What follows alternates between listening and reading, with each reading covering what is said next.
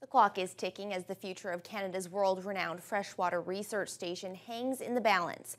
The experimental lakes area has operated for 40 years, but it could be shut down permanently by September 1st if a deal is not reached to guarantee its continued operation. Courtney Rutherford reports. This body of water is home to a one-of-a-kind facility that researchers depend on. It's used to better understand global threats to the environment, impacts of human activities on lakes, and promotes protection and conservation of the areas around us. After the federal government closed the doors of the research facility this past April, the Ontario government agreed to fund the area on an interim basis. But nothing has been heard on the situation since.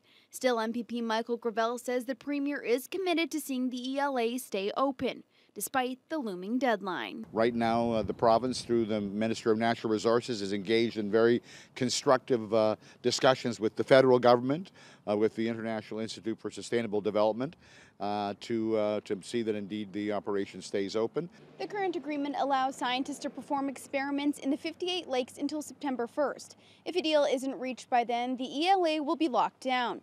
Although MPP Michael Gravel confirms Premier Wynne is working on the matter, members of the Canadian Council Advocacy Group say they haven't heard so much as a word.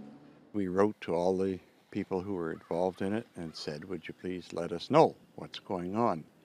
Give us some updates so you don't need to tell us any big secrets, just let us know the things that are going on. That was on the 3rd of June.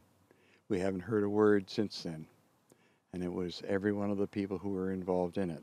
The group is hoping to have an answer by the middle of August so they can prepare to picket if the facility in fact does close down. MP Bruce Hiro says he's hoping that the newly appointed Minister of State for Science realizes the importance of the ELA to our region. Mr. Rickford is an intelligent man, and I hope that he is going to stand up for science here, and we're all going to be waiting with bated breath to see whether he does that. The outdoor laboratory has been open for the past 40 years, and the future of the facility will be determined in the coming month. Courtney Rutherford, TBT News.